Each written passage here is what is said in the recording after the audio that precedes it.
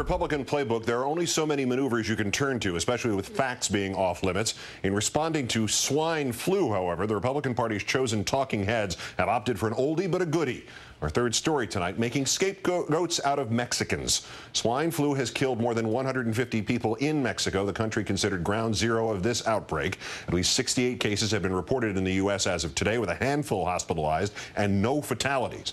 Republican Congresswoman Michelle Bachmann said she found it, quote, interesting that the last swine flu outbreak was in 1976 under another Democratic president, Jimmy Carter, one who took office in 1977.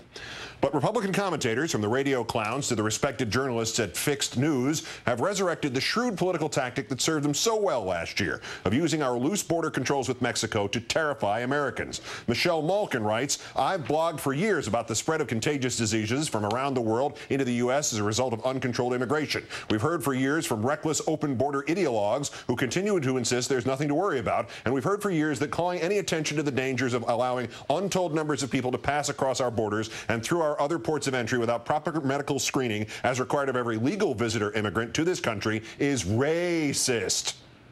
Well, yes, you are a racist. Exactly how does that apply, though, to the people who the Centers for Disease Control confirmed actually carried the swine flu from Mexico to the U.S.? A group of Catholic school students from New York City who spent spring break in Cancun. Uncontrolled Catholic immigration, open borders for private school kids are reckless? Anyway, unswayed by the facts, the Republican echo chamber tried to stir the American melting pot with its classic recipe of hate and fear.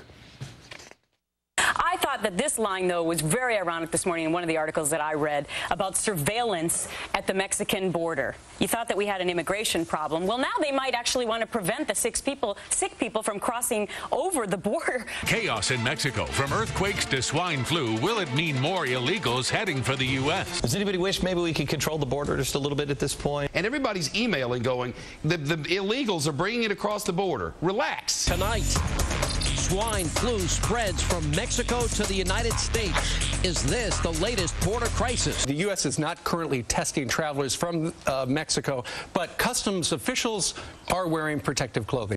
Illegal aliens are carriers of the new strain of human swine avian flu from Mexico. Is this a terrorist attack? Some, though, say the solution is to close the border. Now, talk that we should even close the border? If this is so important, why haven't we closed the border? There's the bioterrorism angle. What better way to sneak a virus in this country than to give it to Mexicans? Wouldn't it be great if we had a secure border? Wouldn't it be great if we gave sanity hearings for people who went on TV? With us now, somebody who'd pass, Margaret Carlson, political columnist for Bloomberg News and Washington editor of The Week magazine. Thanks for your time tonight, Margaret. Good evening, Keith. This was just a race to see which of the knee-jerk reactionaries would blame this on immigration, wasn't it? Yeah.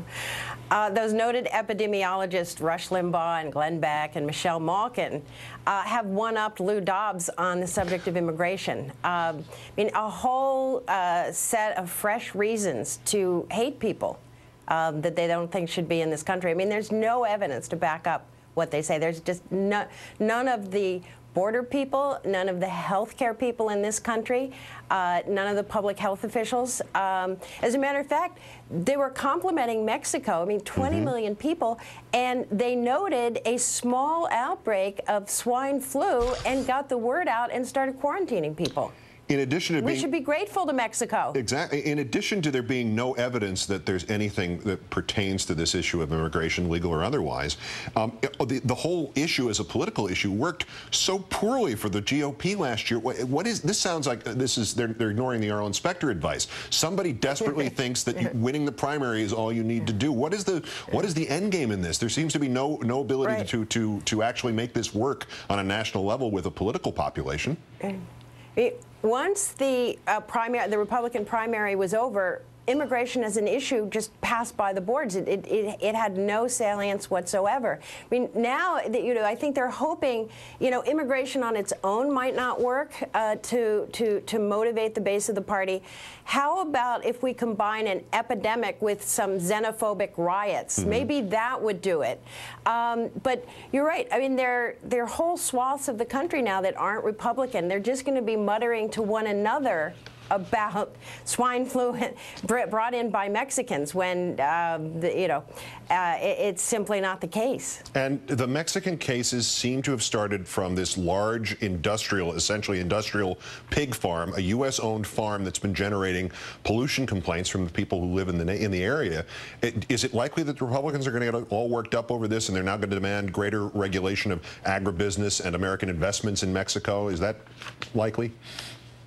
No, I mean, Republicans are not going to learn from Arlen Specter's defection, and they're not going to learn to regulate suddenly agribusiness or any of the food safety problems that we've been having.